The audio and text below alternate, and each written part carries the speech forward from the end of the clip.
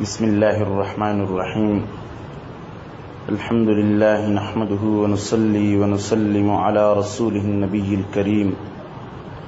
وعلى آله وأصحابه أجمعين وعلى كل من تبعهم بإحسان إلى يوم الدين. اللہ سبحانہ وتعالی کی توفیق سے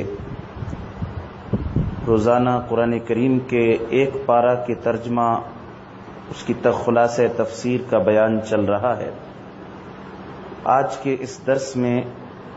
قرآن کریم کے چوتھے پارے کا خاص مضامین کا خلاصہ اور اس کے خاص احکام آپ کے سامنے بیان کیے جائیں گے. چوتھے پارے میں تقریباً سورہ آل عمران کا نصف حصہ آیا ہے. نصف حصہ تیسرے پارے کے اختتام پر سورہ آل عمران کا گزرا. لن تنالوا البر حتى تنفقوا مما تحبون کہہ کر اللہ تبارک و تعالی نے اس پارے کا آغاز فرمایا کہ تم لوگ ہرگز نیکی کو نہیں پا سکتے جب تک کہ اپنے پسندیدہ مال کو اللہ کی راہ میں خرچ نہ کرو. اللہ کی راہ میں خرچ کرنے کے بارے میں ترغیب تیسرے پارے میں اور اس سے پہلے دوسرے پارے میں بھی آئی. اور اگر ہم آغاز دیکھیں قرآن کریم کا تو ایمان والے اور تقوی والے لوگوں کو جو صفات سورہ بقرہ کی ابتدائی آیات میں ذکر فرمائی گئیں ان میں نماز کے بعد یہ ذکر فرمایا گیا کہ یہ ہمارے دیے ہوئے رزق میں سے اللہ کی راہ میں خرچ کرتے. تو اگلے آنے والے پاروں میں اللہ کی راہ میں مال کے خرچ کرنے کے آداب و احکام ذکر فرمائے گئے. ان میں سے ایک بات چوتھے پارے کے شروع میں فرمائی گئی، تم اپنا پسندیدہ مال اللہ کی راہ میں خرچ کرو. ایسا نہ ہو کہ گھٹیا اور ردی مال دے کر تم اللہ کی راہ میں، ظاہر ہے کہ اللہ کی رضا اور اس کے قرب کے متلاشی ہو، اللہ کے ہاں اونچے درجات کے متمنی ہو، تو اللہ کی محبت کا تقاضا بھی یہ ہے اور عبادت اور بندگی کا تقاضا بھی یہ ہے کہ پسندیدہ مال اللہ کی راہ میں خرچ کیا جائے. اس طرح یہ لن تنالوا البر حتى تنفقوا کہہ کر اس پارے کا آغاز ہوا. اور یہ بھی فرمایا کہ جو بندہ اللہ کی راہ میں جو کچھ خرچ کرتا ہے اللہ تعالیٰ کے علم میں ہوتا ہے.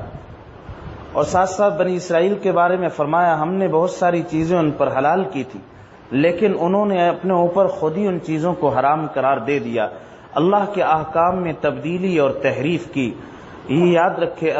بنی اسرائیل کے بارے میں فرمایا فمن افترى علی اللہ الکذب من بعد ذلک فاولئک هم الظالمون کہ اللہ سبحانہ و تعالی کے احکام، اس کے حلال کردہ چیزوں کو حرام کرنا، یہ گویا اللہ سبحانہ و تعالی پر افترا باندھنا ہے اور اللہ تعالی پر الزام لگانا کہ اللہ سبحانہ و تعالی نے گویا اس چیز کو حلال کیا ہے یا حرام کیا. اس لیے کسی بندے کو اپنی طرف سے کسی چیز کے حلال و حرام کرنے کا اختیار نہیں دیا گیا. جس وقت تحویل قبلہ کا حکم آیا تھا تو اہل کتاب نے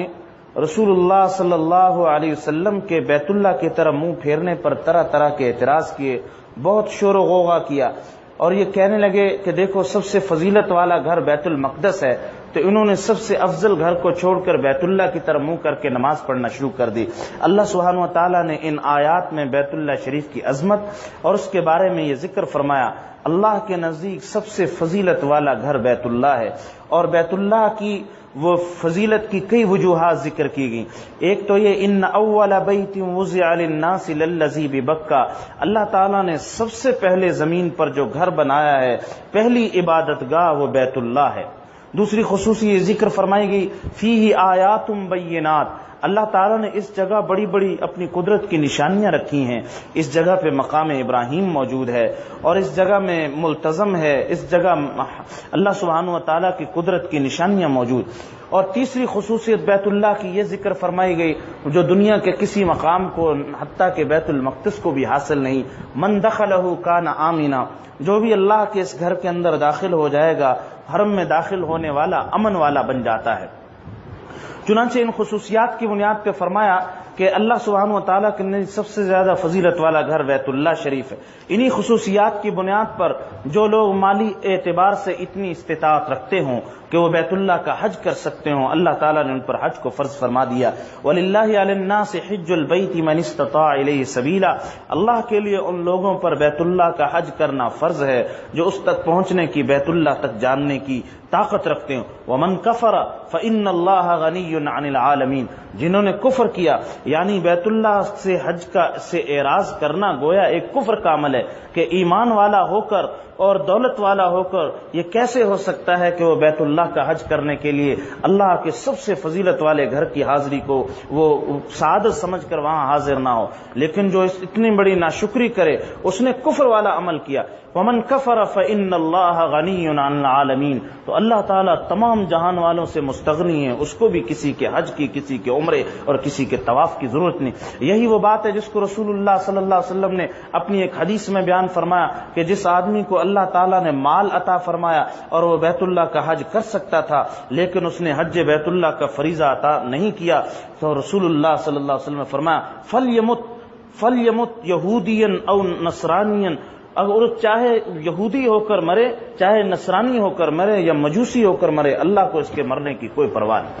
یعنی اس نے اتنا برا عمل کیا کہ اتنے مال اور دولت کے ہوتے ہوئے اللہ سبحانہ و تعالیٰ کے گھر میں حاضری نہیں دی. چنانچہ بیت اللہ کی ان خصوصیات کو یہاں ذکر فرمایا گیا اور ساتھ ساتھ مسلمانوں کو تقوی کا حکم فرمایا. یا ایھا الذین آمنوا اتقوا اللہ حق تقاتہ ولا تموتن الا وانتم مسلمون، اے ایمان والو اللہ سے ڈرو جیسے اس سے ڈرنے کا حق ہے، اور ہرگز تمہیں موت نہ آئے مگر اسلام کی حالت میں موت آئے. اور اللہ کی رسی کو مضبوطی سے تھامنے کا حکم فرمایا. واعتصموا بحبل اللہ جميعا ولا تفرقوا، فرمایا کہ تم اللہ تعالیٰ کی رسی کو مضبوطی سے تھام لو اور تم مختلف گروہوں میں، مختلف فرقوں میں مت بٹو. اور یہ جبھی ہوگا جب بندہ اللہ سبحانہ و تعالیٰ کی رسی کو یعنی قرآن پاک کو مضبوطی سے تھا. اگر کوئی یاد رکھی حقیقی معنی میں قرآن مجید کو پڑھ لے اور تدبر کے ساتھ پڑھ لے اور صحیح معنی میں اس کو پڑھے اور اس نہج پر پڑھے جس طرح رسول اللہ صلی اللہ علیہ وسلم نے صحابہ کو سکھایا تھا، وہ کبھی بھی گروہ بندی کا شکار نہیں ہوگا، وہ کبھی بھی کسی گمراہ فرقے کے جال میں نہیں پھنس سکے گا. اس لیے کہ اللہ تعالیٰ کی کتاب ایک نور اور ہدایت اور صراط مستقیم کا راستہ دکھانے والی. اللہ تعالیٰ نے اپنے انعامات کو بھی ذکر فرمایا. ان نعمتوں کو یاد کرو کہ کس طرح اللہ تعالیٰ نے تمہارے درمیان، تم ایک دوسرے کے سخت دشمن تھے، تمہارے درمیان کیسے اللہ تعالیٰ نے الفت کو پیدا فرمایا. چنانچہ اوس اور خزرج مدینہ کے قبیلے صدیوں پرانی ان میں لڑائیاں تھیں، لیکن اسلام کے کلمہ کی برکت اور قرآن کی برکت سے ایسے ایک دوسرے کے ساتھ شیر و شکر ہوئے کہ ایک اصلی بھائیوں کی طرح اور حقیقی بھائیوں کی طرح رہنے لگے. ان کی عداوت کو اللہ تعالیٰ نے محبت سے اور آپس میں الفت میں تبدیل فرما دی. وَلْتَكُن مِّنكُمْ أُمَّةٌ يَدْعُونَ إِلَى الْخَيْرِ کہہ کر اللہ سبحانہ و تعالیٰ نے سورہ آل عمران کے 2 مقامات پر ایک امت اسلام کے ایک بہت بڑے فریضے اور بہت بڑی نیکی اور کار خیر کی طرف متوجہ فرمایا. ایک آیت میں فرمایا وَلْتَكُن مِّنكُمْ أُمَّةٌ يَدْعُونَ إِلَى الْخَيْرِ وَيَأْمُرُونَ بِالْمَعْرُوفِ وَيَنْهُونَ عَنِ الْمُنكَرِ وَأُولَٰئِكَ هُمُ الْمُفْلِحُونَ، تم میں ایک جماعت ایسی ہونی چاہیے جن کا کام یہ ہو کہ وہ اللہ کی طرف بلاتے ہوں، برائیوں سے روکتے ہوں، اور فرمایا یہی لوگ کامیابی والے ہیں. اس جماعت کی موجودگی جس کا کام صرف تبلیغ کا فریضہ انجام دینا اور اللہ کے حکموں کی تبلیغ کرنا اور لوگوں کو برائیوں سے روکنا، اس جماعت کی موجودگی کو قرآن کریم نے بڑی تاکید کے ساتھ فرمایا کہ یقیناً موجود ہونی چاہیے. آگے پھر اسی چند آیات کے بعد اس کو مزید کھول کر بیان فرمایا کنتم خیر امت اخرجت للناس، ہم نے جو تمہیں بہترین امت بنایا ہے اس کی وجہ یہ ہے تم لوگوں کے لیے نکالے گی. تمہارا کام صرف یہ نہیں کہ ذاتی اپنی عبادت، اپنے نفع اور اپنے خیر کے کام کو سوچو، بلکہ تمہارے ذمہ تبلیغ کا فریضہ رکھا گیا، احکام کو پہنچانا، امر بالمعروف اور نہی عن المنکر کرنا تمہارا کام ہے. اسی وجہ سے اللہ تعالیٰ نے تمہیں خیر امت اور سب سے بہترین امت بنایا. وتؤمنون باللہ، اور پھر فرمایا تم اللہ سبحانہ و تعالیٰ پر ایمان، جو شرط سب سے پہلے ہے اس کو آخر میں ذکر فرمایا گیا اس بات کی اہمیت کو بتلانے کے لیے کہ امر بالمعروف اور نہی عن المنکر اس امت کے خاص خصوصیات اور اس کے خاص فرائض اور اس کے خاص کاموں میں سے. رسول اللہ صلی اللہ علیہ وسلم نے ارشاد فرمایا، ترمذی اور ابن ماجہ کی روایت ہے، آپ نے فرمایا مجھے ڈر ہے اگر تم امر بالمعروف اور نہی عن المنکر چھوڑ دو گے اللہ تم پر اپنے عذاب کو مسلط فرما دے، اور تم ہاتھ اٹھا اٹھا کر دعائیں مانگو گے اللہ تمہاری دعاؤں کو قبول نہیں کرے۔ دعاؤں کی قبولیت کے لیے امر بالمعروف اور نہی عن المنکر کا ہونا بہت زیادہ ضروری ہے، اور اسی طرح اللہ کے عذابوں سے بچنے کا یاد رکھیے، اگر ہم برائیوں کو دیکھتے رہے اور چشم پوشی کرتے رہے اور برائیوں کے بارے میں نہ روکا اور اللہ کے احکام کی طرف جہاں ہمارا سب سے پہلے اپنے گھر میں، پھر جہاں جہاں اپنا ہلکا اقتدار ہے، جو زیر نگیں آتے ہیں ان سب کو اللہ کے حکموں کی طرف، اور دوسرے مسلمانوں کو، اور اب تو ہم مسلمانوں کو صرف یاد دہانی کرائی جاتی ہے، بھئی نماز ہمارے ذمے پڑھنا فرض ہے، قرآن ہمارے ذمے، یہ سارے احکام ہمارے ذمے، ہم سود کو چھوڑ دیں، جھوٹ چھوڑ دیں، گناہ چھوڑ دیں، نماز پڑھیں، روزہ رکھیں، اللہ کے حکموں کی اتباع کریں، رسول اللہ صلی اللہ علیہ وسلم کی سنتوں پر چلے، یہ تو مسلمانوں کے لیے تذکیر اور یاد دہانی۔ ایک فریضہ اور بھی ہے جو غیر مسلموں کو اسلام کی دعوت دینا۔ آپ بتلائیے، ہمارے حاشیے خیال میں بھی نہیں، ہمارے تو کسی کاموں کے کونے میں بھی، کسی حاشیے میں بھی نہیں لکھا ہوا ہمیں کسی غیر مسلم کو اسلام کی دعوت دینی اور اللہ کی طرف۔ اللہ کے سنیے، رسول اللہ صلی اللہ علیہ وسلم پر جب اللہ نے نبوت کا دروازہ بند کیا تو آپ کے کام کو اس امت کی طرف منتقل فرمایا، اسی وجہ سے اس امت کو خیر امت قرار دیا۔ اگر یہ امت اس فریضے سے غافل ہوگی، یاد رکھے جو بندہ امر بالمعروف اور نہی عن المنکر کے اس فریضے سے غافل ہوتا ہے اس کا نقصان پوری امت کو اور خاص ان کو بھی پہنچتا ہے جو خاص طور پہ یہ سمجھتے ہیں کہ ہم اگر کسی کو کہیں گے نامعلوم لوگ ہمیں ملامت کریں گے۔ یاد رکھیے، ملامت کے خوف سے امر بالمعروف اور نہی عن المنکر کے فریضے کو ترک نہیں کیا۔ اللہ کے سارے پیغمبروں کو ملامت کی گئی، کیسے کیسے القاب، کیسے کیسے بری بری باتیں، الزامات، کسی کو پاگل کہا گیا، کسی کو مجنون کہا گیا، کسی کو کچھ، لیکن اس کے باوجود انہوں نے اللہ تعالیٰ کے احکام کی تبلیغ اور اس فریضے کو نہیں چھوڑا۔ حضرت صلی اللہ علیہ وسلم نے بہت سارے احادیث میں اس کی تاکید اور اس کے بارے میں آپ صلی اللہ علیہ وسلم نے احادیث میں ترغیب ارشاد فرمائی۔ چنانچہ سورہ آل عمران کی آیات میں اس فریضے کی طرف بھی متوجہ فرمایا گیا۔ اللہ تبارک و تعالیٰ نے منافقین کی بری خصلتوں کو ذکر کرنے کے بعد، کفار کی بری خصلتوں کو ذکر کرنے کے بعد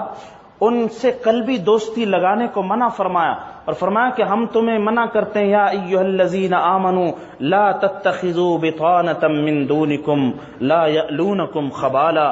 ودوا ما عنتم قد بدت البغضاء من افواہہم وما تخفی صدورہم اکبر۔ اے ایمان والو سنو، اللہ تعالیٰ نے تمام ایمان والوں کو حکم دیا تم اپنے مسلمان بھائیوں کو چھوڑ کر کسی کو اپنا رازدان بتانا کہتے ہیں، کسی کو ایسا قلبی دوست بنانا جس سے آدمی دلی باتیں کرے اور اس سے دکھ درد اپنا بانٹے، ایسی کسی بھی کافر، کسی منافق کے ساتھ دوستی مت لگاؤ، اس لیے کہ ان منافقین کے اندر جو ان سے دوستی لگانے کی اور کفار سے دوستی لگانے کی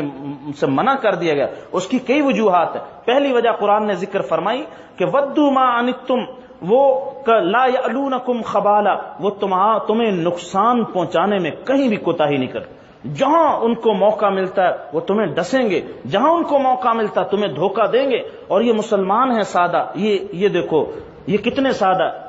کہ جنہوں نے بار بار ڈسے جانے کے باوجود، بار بار دھوکے کھانے کے باوجود مسلمان مغرب کے ساتھ اور کفار کے ساتھ اپنی دوستی کو نہیں چھوڑے، اس کے باوجود ان کو ایسے پلے باندھا ہوا ہے اور انہیں کو اپنا دنیا آخرت، انہیں کو اپنی فلاح کا اور ترقی کا ضامن سمجھا جاتا، جبکہ بار بار ان کی طرف سے ڈسے گئے۔ قرآن کریم نے ان حقائق کو کھول کر بیان فرمایا، وہ کبھی بھی تمہیں نقصان پہنچانے میں کوتاہی نہیں کریں گے، وہ دل سے تمہاری دنیاوی اور دینی مصیبت کو پسند کرتے ہیں، وہ چاہتے ہیں ان پر مصیبتیں نازل ہوں۔ یاد رکھو، جو اس وقت سب سے زیادہ خون ریزی، سب سے زیادہ فساد مغرب نے مچا اور شروع سے مچا، جنگ عظیم اول سے لے، جنگ عظیم اول، جنگ عظیم دوم، لاکھوں اور کروڑوں انسانوں کو جو رون دیا گیا، ان کو انسانیت سے کوئی پیار نہیں، انہوں نے جو پرورش پائی، انہوں نے ماؤں کی گودوں میں پرورش نہیں پائی، ان کے اندر پیار اور انسانیت کی محبت کوئی چیز نہیں، انہوں نے وہ درندے اور صفاق ہیں، انہوں نے مسلمانوں کو یہ سب جہاں جہاں کار فرمائیاں نظر آئی، یہ سادہ مسلمانوں کو پیسوں کے لالچ میں دھوکے دے کر مسلمانوں کو مسلمانوں سے لڑا رہے، جہاں ان کا بس چلا انہوں نے خود مار دیا۔ تو یہ لوگ کبھی بھی مسلمانوں کے، اسلام کے اور امت مسلمہ کے خیر خواہ نہیں ہو سکتے۔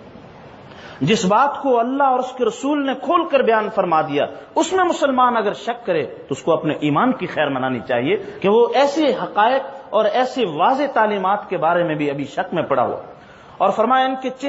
ان کے چہروں سے اور ان کے باتوں سے اسلام اور مسلمانوں کی عداوت ظاہر ہوتی۔ یاد رکھیے، وہ آزادی کے نام پر اور آزادی اظہار کے نام پر، آزادی صحافت کے نام پر، آزادی نسواں کے نام پر کیسے کیسے خود رسول اللہ صلی اللہ علیہ وسلم کی شان کے بارے میں، قرآن کریم کے بارے میں کس بے باکی کے ساتھ انہوں نے حملے کیے۔ اور یہ امت مسلمہ اتنی بڑی مسلمان ممالک ہونے کے باوجود یہ سارے کے سارے ہاتھ ملتے رہے، لیکن کوئی بھی ایسا کسی میں اتنا دم نہیں کہ جا کر اس ظالم اور سفاک کے گریبان کو پکڑ کر دنیا کے لیے عبرت کا نشان بنا۔ یہ ساری اس وجہ سے کہ ان کے دلوں میں دنیا کی محبت گھر کر گئی۔ اللہ اور اس کے رسول پر جو ایمان، جو اصلی معنی میں حقیقی جو مسلمان ہوتا ہے، وہ کبھی اس طرح مغلوب نہیں ہوتا، کبھی اس کے دل میں خوف پیدا نہیں ہوتا۔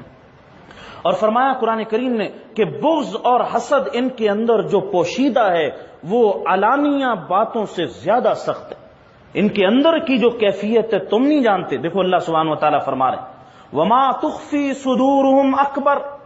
جو ان کے دل چھپائے ہوئے ہیں، جو ان کے منصوبے ہیں، جو ان کے راز ہیں، جو ان کی پلاننگ ہے، جو یہ انہوں نے آپس میں طے کر رکھا ہے، وہ بہت بڑا ہے۔ جو چیزیں یہ ظاہر کر رہے ہیں ان سے کہیں بڑا ہے۔ وہ ظاہر میں اتنے فسادی ہیں، ان کے منصوبے کتنے بڑے فساد اور خون ریزی کے ہوں گے، اس کو یاد رکھو۔ قد بینا لکم الآیات ان کنتم تعقلون، اگر عقل ہے تو تمہارے لیے ہم نے نشانیاں واضح کر دی ہیں، اس سے کھول کر اور باتیں بیان نہیں کی جا سکتی۔ اللہ سبحانہ وتعالیٰ نے کھول کر ان چیزوں کو بیان فرمایا، ہا انتم اولائی تحبونہم ولا یحبونکم، ارے تمہیں کیا ہو گیا، تم ان سے محبت کرتے ہو، وہ تم سے محبت نہیں کرتے، تم ان کے ساتھ دوستی کی پینگیں بڑھاتے ہیں، وہ اپنے ہاتھوں کو کھینچتے ہیں، وہ اپنے آپ کو مستغنی کرتے ہیں۔ اور وہ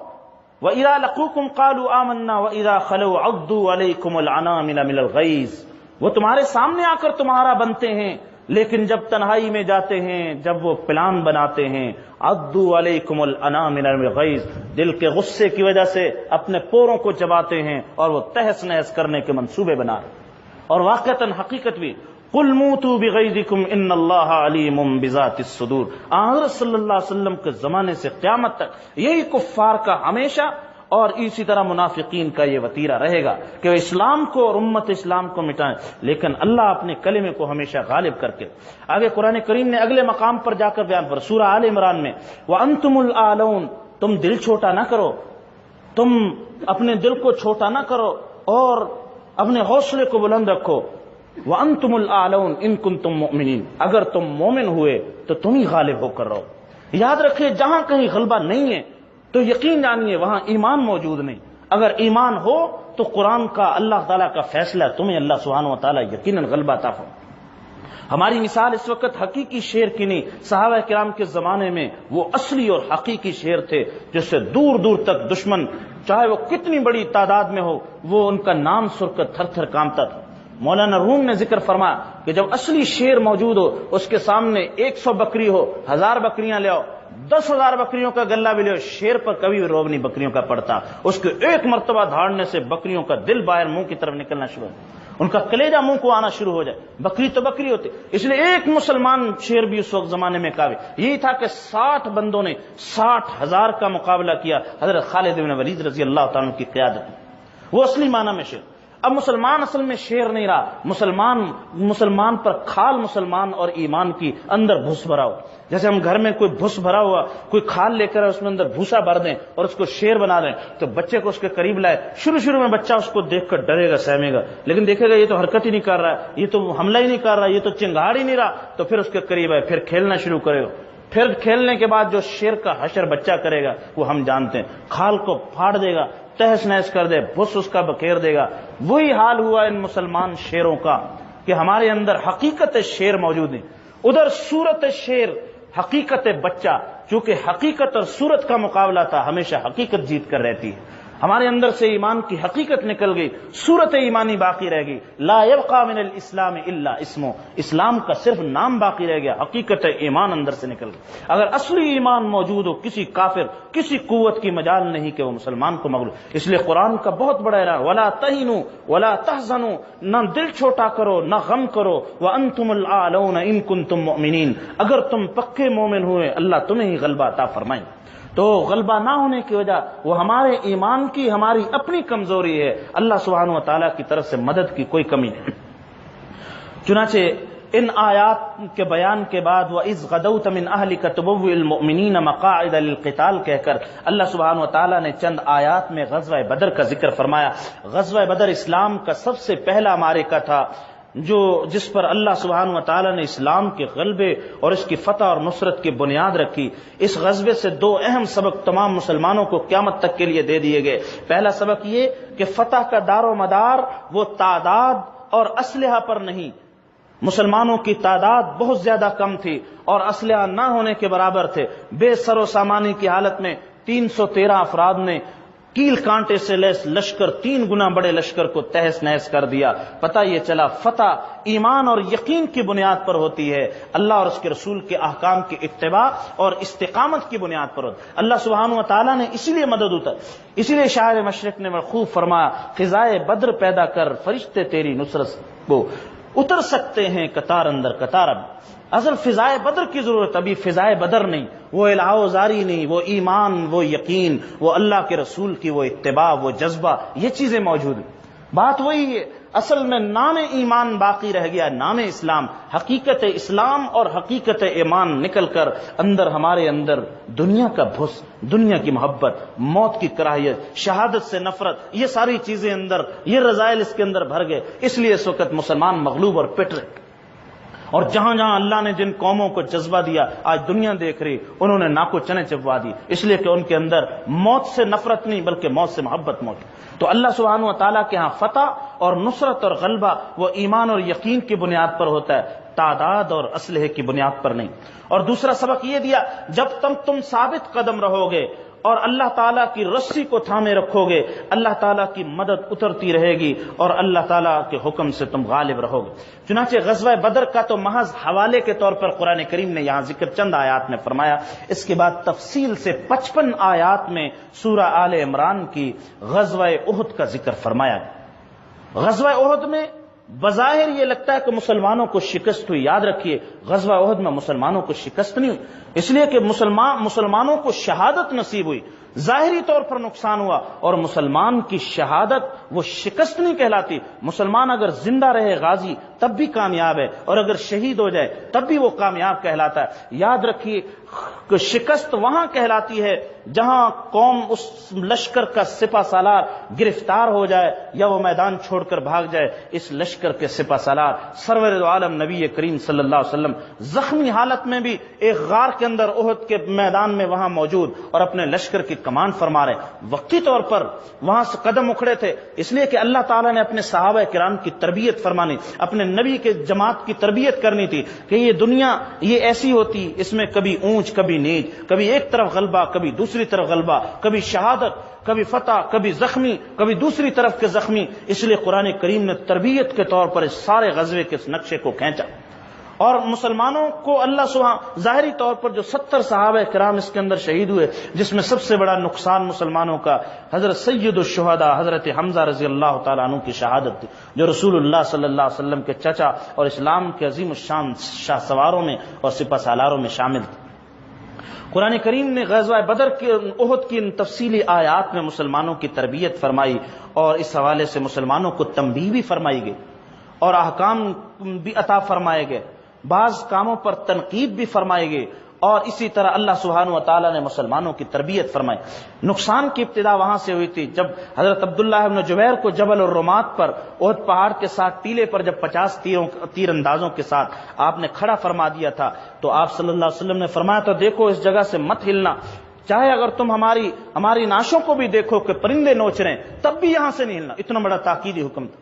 لیکن جب مسلمانوں کا کفار کے ساتھ مقابلہ ہوا اور کفار شکست کھا کر بھاگے تو صحابہ کرام میں سے بعض صحابہ یہ سمجھے اب اجتہادی غلطی ہو گئی. اجتہادی غلطی یہ وہ سمجھے کہ حضرت صلی اللہ علیہ وسلم کے حکم کو ہم نے پورا کر دیا, اب چونکہ کفار میدان چھوڑ کر جا چکے اب آپ کے حکم کا وقت بھی ختم ہو گیا. اور حضرت عبداللہ ابن جبیر نے منع کیا. ان کا اتحاد یہ تھا کہ نہیں, جب تک دوبارہ دوسرا حکم ثانی نہ آئے ہمیں یہاں سے نہیں ہلنا چاہیے. لیکن چونکہ صحابہ کرام ہٹ گئے اور کفار کے تعاقب میں لگ گئے کہ پیچھے جا رہے ہیں اور زیادہ ان کو نقصان پہنچایا جائے, اور جو اموال چھوڑ رہے ہیں مسلمانوں کی قوت اور آئندہ کی تیاری کے لیے ان اموال کو بطور غنیمت کے سمیٹنے لگے. خالد بن ولید جو ابھی تک مسلمان نہیں ہوتے انہوں نے احد پہاڑ کا چکر کاٹا اور پیچھے سے آ کر دوبارہ حملہ کیا.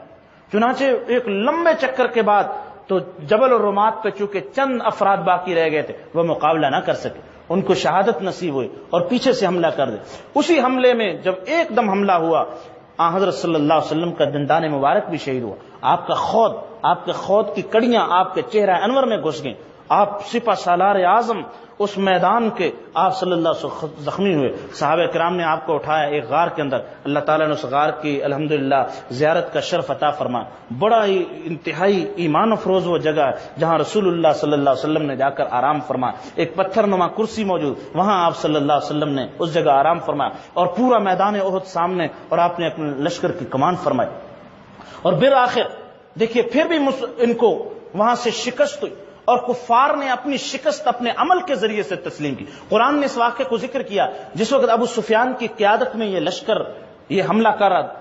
دوسرا حملہ ہوا, پھر پسپائی اختیار کی اور وہاں سے واپس چلے گئے تو مقام روحہ پر پہنچ کر ان کے دل میں ندامت ہوئی, یہ کیا کیا ہم نے, اچھا غلہ ہمیں غلبہ حاصل ہو گیا تھا, ہم نے بالکل قلع کما کیوں نہیں کر دیا مسلمانوں کا, یہ تو ہم نے برا کیا. چنانچہ ان کو اپنے کیے پر ندامت ہوئی, واپس لوٹنے کی تیاری کر. حضرت صلی اللہ علیہ وسلم کو خبر ملی, آپ نے صحابہ کرام سے کہا زخمی تھکے ہوئے, آپ نے فرمایا دوبارہ ان کے تعاقب کے لیے نکلنا. دیکھو ہمت اور دیکھو صحابہ کرام کی اطاعت قرآن کریم نے مثال دی اور صحابہ کرام کی تعریف فرمائی. دیکھو زخمی حالت میں, زخموں سے چور, تھکن کی حالت میں, لیکن جب رسول اللہ صلی اللہ علیہ وسلم کا حکم آیا دوبارہ تیار ہو گئے اور حضرت صلی اللہ علیہ وسلم کے ساتھ تقریباً مدینہ طیبہ سے 8 میل دور حمراء الاسد کے مقام تک پہنچے. جب آپ وہاں پہنچے ابو سفیان کو خبر ملی کہ وہ دوبارہ آ رہے ہیں. اللہ تعالیٰ نے رعب دل میں ڈالا اور پھر انہوں نے مکہ جانے میں یافیت سمجھی.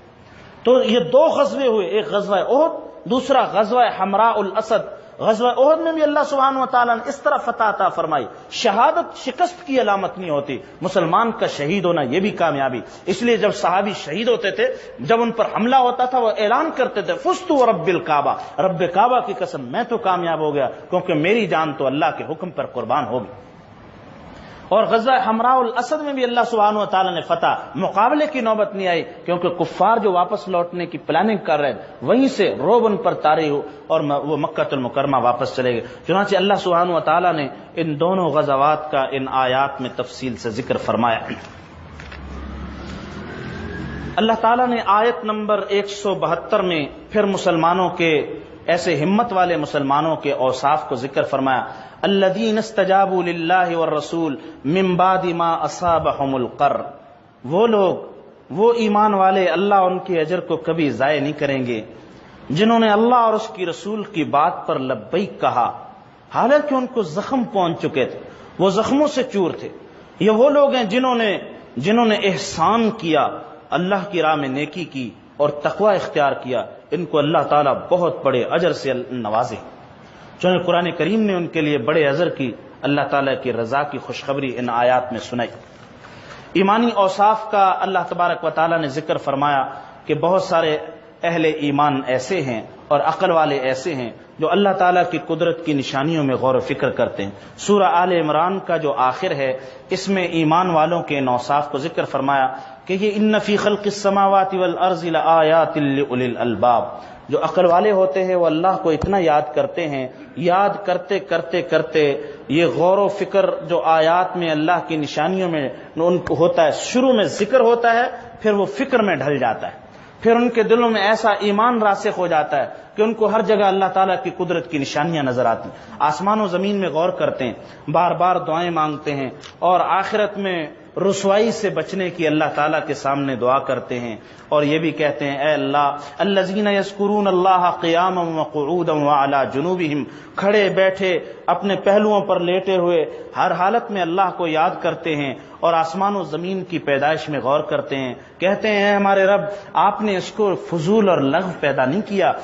اے ہمارے رب آپ ہمیں عذاب سے، جہنم کے عذاب سے بچا لیجئے، اے ہمارے پروردگار اگر آپ نے جہنم کی آگ میں داخل کر دیا، جس کو بھی داخل کیا وہ سب سے بڑی رسوائی میں چلا گیا، اور اے ہمارے رب اس وہاں کوئی بھی آپ کے سوا اے اللہ مدد کرنے والا کوئی نہیں ہوگا، جو دنیا میں ظالم اور کافر ہوا اس کا کوئی مدد کرنے والا نہیں ہوگا، اے ہمارے رب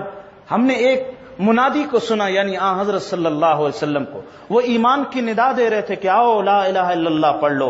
ان آمنوا بربکم فآمنا، ہم نے ان کی ندا پر لبیک کہا اور ایمان لے آئے، یا اللہ آپ ہمارے گناہوں کو معاف فرما دیجئے، آپ ہماری سیئات کو مٹا دیجئے، وتوفنا مع الابرار، اور اے ہمارے پروردگار نیک لوگوں کے ساتھ ہمیں اے اللہ وفات عطا فرمائے، وتوفنا مع الابرار، نیک لوگوں کی معیت اور ان کے ساتھ فوت ہونا، انہی کے زمرے کے اندر محشور ہونے کی دعا کرنا، یہ صالحین کا یہ خاص وتیرہ ہے اے اللہ۔ اس لیے اللہ سبحانہ وتعالی قیامت کے دن اعلان فرمائے فادخلی فی عبادی وادخلی جنت، آپ میرے پہلے نیک بندوں میں آ جاؤ تاکہ نیک بندوں کا ایک گروہ بن جائے، پھر سب کو اعزاز و اکرام کے ساتھ اللہ تعالیٰ جنت میں داخل فرمائیں گے۔ چنانچہ اللہ تبارک و تعالیٰ نے ان ایمان والوں کے اوصاف کو ذکر فرمایا اور ان کو عقل والا فرمایا کہ یہی وہ لوگ ہیں جو اصلی معنی میں عقل رکھتے ہیں، اس لیے کہ عقل وہی ہے، وہی نور ہے جس نے اللہ سبحانہ و تعالیٰ کو پہچانا، اور جس نے اللہ کو نہ پہچانا، اللہ کی معرفت حاصل نہ ہوئی، وہ دراصل عقل مند نہیں۔ جس نے سورج کی شعاؤں کو گرفتار کیا، اپنی شب تاریک سحر کر نہ سکا، اگر باہر دنیا ساری روشنیوں سے بھر دی لیکن اپنے من کے اندھیرے کو، اندر کی ظلمت کو دور نہ کر سکا، اس سے بڑی ناکامی کوئی نہیں۔ اصل کامیابی یہ اپنے دل کی ظلمت کو، کفر کی ظلمت کو ہٹا کر ایمان کی شمع اور ایمان کی روشنی کو پیدا کیا جائے۔ چونکہ اس غزوے کے اندر، چونکہ اس صورت میں سورہ آل عمران میں غزوہ بدر کا بھی ذکر آیا اور ساتھ ساتھ تفصیل سے غزوہ احد کا بھی ذکر آیا، اس لیے اللہ سبحانہ و تعالیٰ نے اس میں شہداء کا مرتبہ بھی ذکر فرمایا۔ دیکھو جو لوگ ہمارے راستے میں شہید ہو جاتے ہیں، وَلَا تَحْسَبَنَّ الَّذِينَ قُتِلُوا فِي سَبِيلِ اللَّهِ، ہرگز گمان بھی نہ کرنا،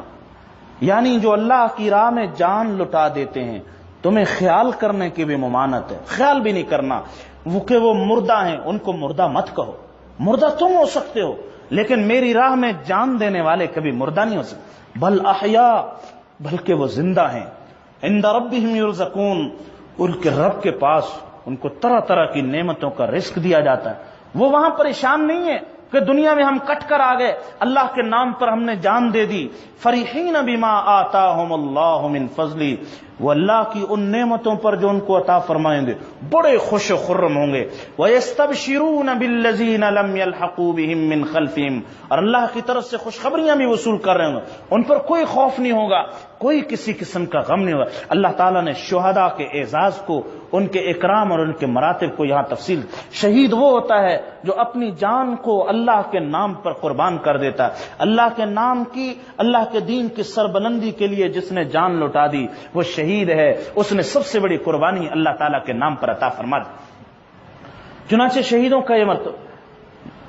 جان دی اسی کی تھی، حق تو یہ ہے کہ حق ادا نہ ہو سکے، کہ جو بندہ اللہ کی راہ میں جان دیتا ہے، اللہ سبحانہ و تعالیٰ کی یہ عادت مبارکہ ہے، آپ نے گزشتہ صورتوں میں اور پاروں میں بھی ملاحظہ فرمایا، جو بندہ اللہ کی راہ میں خرچ کرتا ہے، اللہ تعالیٰ کی عادت مبارکہ یہ ہے اس کو سینکڑوں گنا بڑھا کر واپس کرتے۔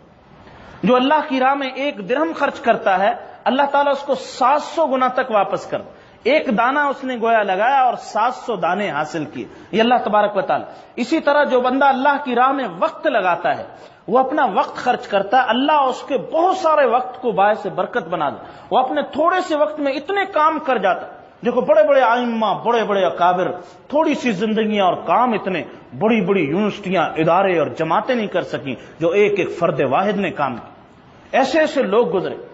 حضرت امام ابن جوزی رحمۃ اللہ علیہ فرمایا کرتے تھے، میں نے اپنی ان 2 انگلیوں سے 2000 جلدیں لکھی، 2000 جلدیں کتابیں لکھی۔ کوئی ہے جی کوئی انسان اگر اپنی زندگی کے اوقات کو دیکھے اور ان حضرات، کتنے بڑے بڑے حضرات گزرے، سینکڑوں اور ہزاروں انہوں نے کام کی، افراد کے برابر اکیلے ایک بندہ کام کر کے چلے، اللہ سبحانہ و تعالیٰ نے ان کے کام میں۔ اسی طرح جو بندہ اللہ کی راہ میں جان دیتا ہے، اللہ اس کی جان میں اتنی برکت عطا فرماتے ہیں کہ اس کو برزخ میں حیات برزخی نصیب فرما دے، اور ایسی حیات عطا فرماتے ہیں اللہ کی طرف سے رزق بھی ملتا ہے، اور اس کی حیات کی حقیقت کوئی کہ عام دنیا کا بندہ نہیں سمجھ سکتا کہ وہ کس حالت میں زندہ، اللہ نے اس معاملے کو مخفی رکھا۔ چنانچہ شہداء کے اس اعزاز کو اور اہل ایمان کی ان نشانیوں کو سورہ آل عمران کے آخر میں بیان فرمایا گیا۔ سورہ آل عمران کے آخر میں ایک اور بہت بڑی حقیقت، گویا چشم کشا حقیقت بیان فرمائی، جس سے ہماری آنکھیں بند ہیں، اللہ تعالیٰ نے آنکھیں کھولی۔ لا یغرنک تقلب الذین کفروا فی البلاد، اے نبی صلی اللہ علیہ وسلم، آپ کو ان کافروں کی دنیا میں چلت پھرت، ادھر سفر ادھر ترقی ادھر بلڈنگیں ادھر، یہ چیزیں آپ کو دھوکے میں نہ ڈال دیں۔ لا یغرنک تقلب الذین کفروا فی البلاد، کافروں کا ارد گرد چلت پھرت کرنا شہروں کے اندر، یہ آپ کو دھوکے میں نہ ڈالے۔ متاع قلیل ثم مأواہم جہنم وبئس المہاد، یہ دنیاوی زندگی کا تھوڑا سا نفع ہے، یہ تھوڑا سا نفع ہے دنیاوی زندگی کا، یہ ہمیشہ ختم ہونے والا ہے، یہ ختم ہونے والی چیز ہے، اور اللہ سبحانہ و تعالی ایمان کو اور اعمال صالحہ کو بقا عطا فرمائیں۔ اس لیے ان چیزوں کی وجہ سے دھوکے میں نہ پڑنا، اور فرمایا کہ اصل زندگی ان لوگوں کی ہے، لیکن الذین اتقوا ربہم، جو اللہ سے ڈر گئے ان کے لیے ایسی جنتیں ہوں گی جن کے نیچے سے نہریں جاری ہوں گی، اس میں ہمیشہ رہیں گے، اور اللہ سبحانہ و تعالیٰ کی طرف سے یہ ان کے لیے سامان ضیافت ہوگا۔ اور جو اللہ کے پاس تیار شدہ چیزیں ہیں خیر للابرار، وہ اللہ کے نیک بندوں کے لیے بہت بہت بہتر ہیں ان دنیاوی سامان سے۔ اس سورت کی، سورہ آل عمران کی آخری آیات میں اللہ نے فلاح کا نسخہ 4 چیزوں میں عطا فرمایا، اور قرآن کریم کی بڑی عظیم ترین دوسری آیات کی طرح یہ بھی بڑی عظیم ترین آیت ہے۔ یا ایھا الذین آمنوا، اے ایمان والو 4 کام کرو، اسبرو، صبر اختیار کرو، والصابرو، اور ایک دوسرے کو بھی صبر کی تلقین کرو، والرابطو، اور مرابطہ اختیار کرو، واتقوا اللہ، اور اللہ سے ڈرو، لعلکم تفلحون، امید ہے کہ تم اس طرح کامیاب ہو جاؤ گے اور فلاح کو پائے۔ 4 احکام دیے۔ سب سے پہلے صبر کا معنی، صبر کے 3 معنی آتے ہیں۔ اللہ نے جو احکام دیے ان احکام پر اپنے نفس کو باندھ دینا اور مجبور کر دینا، وہ نہیں کرنا چاہتا لیکن نفس کو مجبور کر کے اللہ کے حکموں کو ادا کروانا، یہ صبر کی پہلی شے۔ نفس گناہ نہیں چھوڑنا چاہتا لیکن اپنے نفس کو باز رکھا اور لگام ڈال دی، نفس کو روک لیا، اس لیے کہ صبر کا معنی الحبس، روک دینا اور گرفتار کر لیا۔ اپنے نفس کو جس نے لگام ڈال، ہتھکڑی ڈال دی، گویا اس نے صبر کا مظاہرہ کیا، یہ صابر کہلائے گا، اللہ کے نہیں۔ اور تیسرا صبر علی الشدائد، صبر علی المصائب، کوئی نقصان اور مصیبت پہنچی اس پر وہ راضی رہا اور اس پر اس نے آہو فغاں نہیں کی، اور وہ اس پر کہا کہ اللہ تعالیٰ کی چیز تھی، اللہ نے لے لی، نقصان میرے لیے لکھا تھا، یہ اللہ نے زندگی کے ساتھ رکھا ہے، نفع نقصان، لہذا اس پر راضی رہا، یہ بھی بندہ صابر ہے۔ وہ صابر، اور دوسرا حکم فرمایا مصابرہ، ایک دوسرے کو صبر کی تلقین کرنا کہ سارے مل کر ایک صف بنا کر دشمن کے سامنے ڈٹ جائیں اور سیسا پلاوی دیوار بن جائے، یہ مصابرت کا معنی۔ اور رابطو کا معنی، رابطو ایک رباط سے نکلا، رباط کا معنی ہوتا ہے اسلامی سرحدوں کی حفاظت کرنا، اسلامی سرحدوں میں چوکیاں بنا کر ایک چوکی کا دوسری چوکی، دوسری کا تیسری، تیسری کا چوتھی سے رابطہ، ہر سپاہی کا رابطہ کہ کوئی دشمن اسلامی سرحد کے اندر گھس نہ پائے، یہ مرابطہ اور رباط کہلاتا ہے۔ تم اے مسلمانوں تم اپنی نظریاتی سرحدوں کی بھی حفاظت کرنا، کوئی شیطان، کوئی چور اچکا ان عقیدوں کو چرا کر نہ لے، ان سرحدوں پر قبضہ نہ کر۔ ہمارے اگر ایمان کی سرحدوں پر کفار کا قبضہ ہو گیا تو گویا نظریاتی سرحدیں چھن گئی، اور اگر جغرافیائی سرحدوں پر کفار کا قبضہ ہو جائے تو ہمارے ہاتھ سے ملک نکل جائے، ایک ہاتھ سے عزت اور شان و شوکت نکلے گی، دوسری طرف سے ایمان نکل جائے۔ اس لیے اپنی نظریاتی اور اپنی جغرافیائی سرحدوں کی حفاظت کرنا، واتقوا اللہ، اور اللہ تعالیٰ سے ڈرتے رہنا، لعلکم تفلحون، فرمایا یہ کامیابی کا نسخہ ہے۔ اگلی سورت سورہ آل عمران کے بعد جو 4 پارے میں آئی ہے سورۃ النساء ہے۔ سورۃ النساء میں اللہ تعالیٰ نے خواتین کے احکام کو زیادہ تفصیل سے بیان فرمایا، اس لیے اس کو سورہ نساء کہا جاتا ہے، کیونکہ نساء کا معنی اس کا آغاز بھی اسی لفظ کے ساتھ ہوا جس لفظ کے ساتھ سورہ آل عمران کا اختتام ہوا. اس کا اختتام ہوا واتقوا اللہ کے ساتھ. اس سورت کا آغاز ہوا یا ایھا الناس اتقوا ربکم الذی خلقکم من نفس واحدہ. یہ وہ آیت ہے جو رسول اللہ صلی اللہ علیہ وسلم خطبہ نکاح میں پڑھا کرتے تھے. اے لوگو اس رب سے ڈرو جس نے تمہیں ایک ہی جان سے پیدا کیا, اس سے تمہاری بیوی بھی بنائی, پھر ان دونوں سے اللہ نے کتنے مرد اور کتنی عورتیں اس جہان میں پھیلا دی. اس اللہ سے ڈرو جس کا نام کا وسیلہ دے کر تم ایک دوسرے سے رشتہ داریاں مانگتے ہو. ایک بالکل نامحرم خاتون, ایک نامحرم ایک دوسرے سے بولنا, کلام کرنا, دیکھنے کی اجازت نہیں تھی, لیکن جب اللہ کا نام بیچ میں آ گیا وہ نامحرم تمہاری محرم بن گئی. کتنے رشتے اس کی وجہ سے تمہارے نامحرم, اس کی ساس نامحرم بن گئی. یہ سارے دیکھو کتنے تعلقات, یہ اللہ تعالیٰ کی قدرت کی نشانی. جس کا نام کے وسیلے سے تم رشتہ داریاں مانگتے ہو وہ اس اللہ سبحانہ و تعالیٰ سے ڈرو. والارحام, اور دوسرے رشتوں کا بھی خیال کرنا. ان اللہ کان علیکم رقیبا, اور اللہ تعالیٰ تمہارے اوپر نگران ہے, تمہارے تمام کاموں کو بڑی باریکی سے دیکھ رہے. 2-3 جمعے مسلسل انہی آیات کے بارے میں چل رہے ہیں. اگر تفصیل کی ضرورت ہو تو ان آیات کی ریکارڈنگ بھی موجود ہوگی جمعے کی نشستوں کی, وہاں ملاحظہ کی جا سکتی کہ نکاح کے احکام کے بارے میں اللہ اور اس کے رسول کی کیا تعلیمات ہیں. اس سورہ نساء میں یتیموں کے اموال کے حوالے سے کئی احکام ذکر فرمائے گئے, کیونکہ یتیم بچوں اور یتیم بچیوں کے مال کے بارے میں زمانے جاہلیت میں بڑا ظلم کیا جاتا, کیونکہ والد فوت ہو گیا ان کا مال ہتھیا لیا جاتا تھا, اور کوئی اگر مال ہتھیانے میں تھوڑی شرم محسوس کرتا تو اچھے مال کے بدلے میں ردی مال ان کے کھاتے میں ڈال, اچھی زمین اپنے نام پہ رکھ لی, ردی زمین ان کو. اور یہ ظلم زمانہ جاہلیت کا آج بھی ہو رہا ہے ہمارے دیہاتوں میں ارد گرد. دیکھیے اگر خدا نہ خواستہ ایک کا انتقال ہو گیا, بچے چھوٹے تایا چچا اور دوسرے لوگ اس کی زمینوں کو ہڑپ کر جاتے ہیں, پیداوار کا اچھا حصہ خود رکھتے ہیں. اگر نام کرانے کی باری آتی ردی اور گھٹیا اور جو بنجر قسم کی زمین وہ ان کے نام لگا, اور اعلیٰ زرخیز زمین اپنے نام. اس ظلم سے قرآن کریم نے منع فرمایا تم ایک دوسرے کا مال باطل طریقوں سے مت کھاؤ. ناجائز جن راستوں سے اللہ نے مال کھانے سے منع کیا ان طریقوں سے مال نہ کھاؤ. جو یتیم کا مال کھاتا ہے وہ دراصل اپنے پیٹ میں جہنم کے آگ کے انگارے بھر رہا ہے. آج تو دنیا میں وہ مال کھا رہا ہے, لیکن اس کی حقیقت جہنم کے آگ کے انگاروں کی طرح ہے. وہ دراصل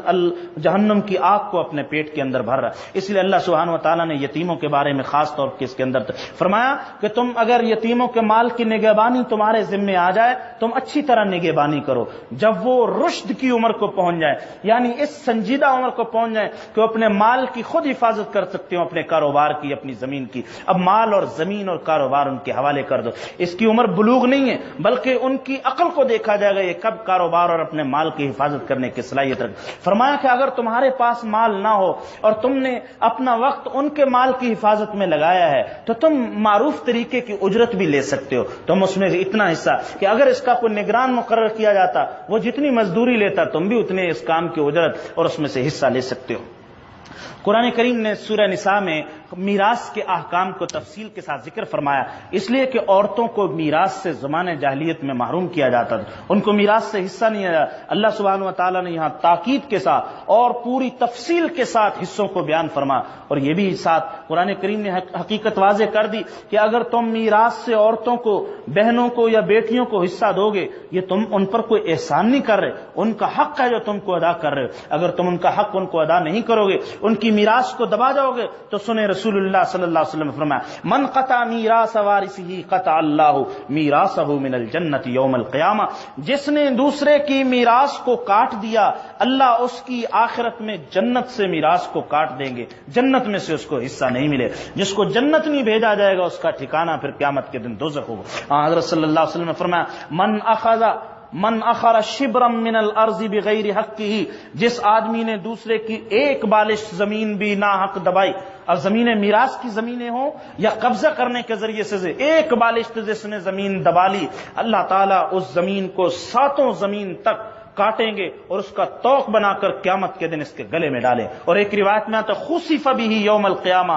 7 زمینوں تک اللہ تعالیٰ اس بندے کو قیامت کے دن زمین کے اندر دھنسا دیں گے. تو کسی کا مال دبانا کسی کا مال اور کسی کی زمین دبانا اس پر سخت وعید ہے، اس لیے میراث کے احکام کو تفصیل سے ذکر فرمایا۔ اور اس میں بھی قابل غور نقطہ یہ، اللہ تعالیٰ نے نماز کا حکم فرمایا، نماز کی رکعات، اس کی تفصیلات، اس کے سجدے، التحیات، اس کے اذکار نہیں بیان فرمائے، لیکن میراث کے حکم کو بھی بیان فرمایا اور میراث کے حصوں کو بھی اللہ تبارک و تعالیٰ نے خود ذکر فرمایا اور ہر حالت کو تفصیل کے ساتھ یہاں ذکر فرمایا۔ اس سے پتہ یہ چلا کہ اللہ تعالیٰ کے نزدیک میراث کے ان حصوں کی کتنی اہمیت۔ چنانچہ آخر میں فرمایا وَمَن يَعْصِ اللَّهَ، حصوں کو بیان کرنے کے بعد جو اللہ کی نافرمانی کرے گا، وَرَسُولَهُ، اور اس کے رسول کی نافرمانی کرے گا، وَيَتَعَدَّ حُدُودَهُ، اور اس کی حدود سے تجاوز کر جائے گا، يُدْخِلْهُ نَارًا خَالِدًا فِيهَا، اس کو اللہ ایسی آگ میں داخل کرے گا جس میں ہمیشہ رہے گا، وَلَهُ عَذَابٌ مُهِينٌ، اور اس کو بڑی اہانت والا عذاب دیا جائے گا۔ چنانچہ خاص طور پہ میراث کے بارے میں چونکہ خواتین پر ظلم ہوتا تھا، اس لیے اللہ سبحانہ و تعالیٰ نے یہاں اس آیت کے اندر تفصیل سے اس کا حکم بیان فرمایا، اور یہ بھی بیان فرمایا اگر کوئی عورت بیوہ ہو جائے زبردستی اس کے ساتھ نکاح نہ کرو۔ زمانہ جاہلیت میں یہ ہوتا تھا اگر بھائی کی کوئی گھر والی، اگر بھائی انتقال کر جاتا اس کی بیوہ کے ساتھ اس کے مال کو ہتھیانے کے لیے زبردستی اس کے ساتھ نکاح، چاہے وہ راضی ہو یا نہ ہو، اس کو غلام بنا کر رکھا جاتا تھا تاکہ مال اس کے قبضے میں رہے۔ اور بعض ایسے بھی ہوتے تھے کہ وہ مال کہیں ایسا نہ میراث کا دوسری جگہ چلا جائے، کہیں بیٹی کو حصہ نہ دینا پڑے اور وہ داماد نہ لے جائے، وہ بیٹیوں کا نکاح ہی نہیں کرتے تھے، نکاح سے روکے رکھتے تھے۔ قرآن کریم نے ان جاہلانہ ان ظلم کی باتوں سے صاف منع فرما دیا کہ اس کی کہیں بھی اجازت نہیں۔ چوتھے پارے کے آخر میں اللہ سبحانہ و تعالیٰ نے ان احکام کو ذکر فرماتے ہوئے نکاح کے حوالے سے یہ تفصیل بیان فرمائی کہ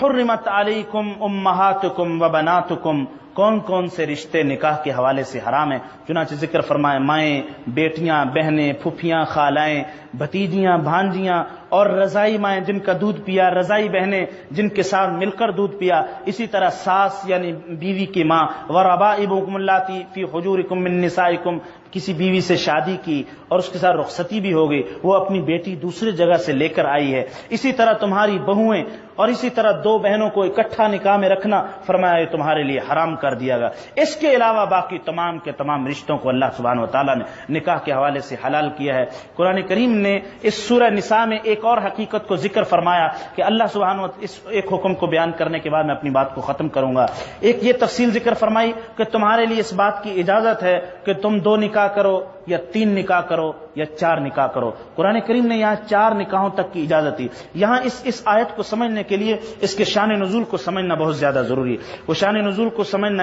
اس طرح ضروری ہے کہ جس زمانے میں یہ آیت نازل ہوئی، زمانہ جاہلیت کے موقع پہ بہت زیادہ 4 سے بھی کہیں زیادہ تعداد میں شادیاں کرنے کی اجازت سمجھی جائے، کسی کے پاس 30 بیویاں، کسی کے پاس 40 بیویاں، کسی کے 50۔ ایک صحابیہ ایمان قبول کیا، 10 بیویاں عقد نکاح میں، آپ نے فرمایا دیکھو تم نے ایمان قبول کیا، 10 کی اجازت نہیں، 4 تک تمہیں اختیار ہے، باقی سب کو تمہیں طلاق دینا چھوڑنا ہوگا، 6 کو چھوڑنا ہوگا۔ آپ یہ جو آیت ہے یہ 4 تک محدود کر رہی کہ جنہوں نے اتنی زیادہ رکھی ہوئی ہیں وہ 4 تک آ جائے، 4 سے زیادہ رکھنے کی اجازت نہیں۔ لیکن اس سے کوئی یہ نہ سمجھے کہ اللہ تعالیٰ نے 1 سے زیادہ 4 تک کی اجازت دے دی، اس کے ساتھ شرطیں لگائی، اگر تم 1 سے زیادہ کرنا چاہتے ہو تو پھر شرط یہ ہے کہ تمہیں ان کے ساتھ انصاف کرنا ہوگا، اور انصاف یہ ایک ایسا کام ہے بیویوں کے درمیان، یہ ایسے ہے جیسے انسان تلوار کے اوپر چل رہا، جتنا ننگی تلوار پر چلنا مشکل، اسی طرح 2 بیویوں میں انصاف کرنا مشکل، کیونکہ عام طور پر انصاف کی رعایت ہو نہیں سکتی اور ظلم ہوگا، اور اس ظلم کا نتیجہ آخرت میں بربادی کی صورت میں ظاہر ہوگا۔ اس لیے ہمارے اکابر نے اسلاف نے اس سے منع فرمایا۔ چنانچہ اللہ تعالیٰ نے ساتھ یہ شاید اگر تم عدل نہیں کر سکتے فواحدۃ، پھر ایک ہی پہ اکتفا کرو، تمہاری نجات کا ذریعہ یہ کہ ایک ہی۔ ایک عالم تو فرماتے تھے، ایک عالم تھے، انہوں نے کہا کہ مجھ سے ایک صاحب آ کر مسئلہ پوچھنے لگے کہ میں دوسری شادی کر لوں؟ کہتے میرے پڑوسی تھے، مجھے معلوم تھا، مدینہ طیبہ کی بات سنا، مجھے پتا تھا کہ یہ تو اپنی پہلی بیوی کے ساتھ بھی ہر وقت جھگڑتا رہتا، لڑتا رہتا۔ میں نے کہا کہ تمہیں دوسری کی کوئی اجازت نہیں، حرام ہے۔ وہ کہنے لگے کیسے؟ قرآن نے اجازت نہیں دی؟ انہوں نے کہا قرآن پاک نے تو تمہارے لیے پہلی کی بھی اجازت نہیں دی، کیونکہ تم ہر وقت اس کے ساتھ لڑتے رہتے ہو، تمہیں دوسرے کی اجازت کہاں سے ہو؟ پہلی ایک کے ساتھ بھی اجازت جب ہے جب اس کے حقوق کو ادا کرو اور اس کے ساتھ تم اس اخلاق کے ساتھ اور صحیح طریقے سے پیش. اگر اس کے حقوق کو ادا نہ کیا تو ایک کی بھی اجازت نہیں. اگر کوئی بیوی کا نفقہ نہیں دے سکتا، اس کو رہائش پرسکون نہیں دے سکتا، اس کے حقوق نہیں ادا کر سکتا، اس کو شرعاً ایک شادی کی بھی اجازت نہیں. اگر وہ اس کو شادی کا زور ہو، قرآن رسول اللہ صلی اللہ علیہ وسلم فرمایا کثرت سے روزے رکھ کر اپنے شادی کے جذبے کو توڑے، لیکن اس کو نکاح کرنے کی اجازت نہیں، اس لیے کہ وہ نان و نفقہ اور دوسرے حقوق کو ادا نہیں کر سکتا. اور اگر شادی کا مقصد یہ کہ وہ گھر والے ایک باندھی بنا کر لایا کہ بس گھر کا کام کاج کرے گی اور بس سارے گھر کو وہ سنبھالے گی، ایک چوکی دارن ہے، ایک ماسی ہے، اور ایک گھر کے وہ کپڑے دھونے والی دھوبن ہے اور باورچن ہے، بس اگر اس کی یہ ساری ذمہ داریاں، تو وہ شادی کے حقوق کی خلاف ورزی کرنے والا. اس لیے قرآن کریم نے یہاں بار بار فرمایا گیا کہ تمہارے لیے وہی جو تم اپنے لیے حقوق سمجھتے ہو، وَلَهُنَّ مِثْلُ الَّذِي، ان کے لیے بھی وہی حقوق. ہاں وَلِلرِّجَالِ عَلَيْهِنَّ دَرَجَةٌ، آدمیوں کو ایک درجہ فضیلت دی گئی، وہ اس لیے کہ یہ کماتے ہیں. عورتوں کے بارے میں پابندی لگا دی گئی کہ تم، اور فرمایا کہ تم گھروں میں رہو، یہ مرد تمہارے لیے کما کر لائیں گے. اللہ تعالیٰ نے عورتوں کی ذمہ داریاں، گھر میں تربیت، بچوں کی تربیت، ان کی نگہبانی. جن گھروں میں یہ تربیت کا ماحول نکل جاتا وہاں کی نسلیں اور قومیں تباہی کا شکار. چنانچہ مغرب اور یورپ، یہ سارا مغرب کیوں اندھیرے میں ڈوب، وہاں کیوں ایک بے راہ روی کا ایک سیلاب ہے؟ اس کی وجہ یہ کہ وہاں ماؤں والا سسٹم، نظام ختم ہو گیا. وہاں ماں بچوں کی تربیت نہیں کرتی، وہاں آیا کرتی، وہاں ملازم کرتے ہیں، وہاں وہ محکمے بنے ہوئے ہیں، 2 سال سے ان کے ذمہ ڈال دیا. وہ شفقت اپنی اس اولاد کو کیسے دے گی جو ماں ایک اپنے بچے کو پیار دیتی اور شفقت بھرا معاملہ اس کے ساتھ کرتی. اس لیے یہ جو اسلام نے جو تقسیم کار اور جو ہر ایک کے مرتبے کے اعتبار سے فرائض کی تقسیم کی، اس میں بڑی حکمتیں ہیں. باتیں تو بہت زیادہ ہیں لیکن میں وقت زیادہ نہیں لوں گا. اللہ سبحانہ و تعالیٰ مجھے اور آپ کو قرآنی تعلیمات پر عمل پیرا ہونے کی توفیق عطا فرما دے. اللهم صل على سيدنا مولانا محمد وعلى ال سيدنا مولانا محمد وبارك وسلم. انا نسألك العفو والعافية في الدنيا والآخرة. لا إله إلا أنت سبحانك إني كنت من الظالمين. اللهم اعنا على ذكرك وشكرك وحسن عبادتك. یا اللہ اپنے ذکر، اپنے شکر اور اپنی بہترین عبادت پر ہماری مدد فرما. قرآن کریم کے احکام پر عمل پیرا ہونے کی توفیق عطا فرما. وصلی اللہ تعالی علی نبینا وحبیبنا محمد وعلی آلہ وصحبہ اجمعین.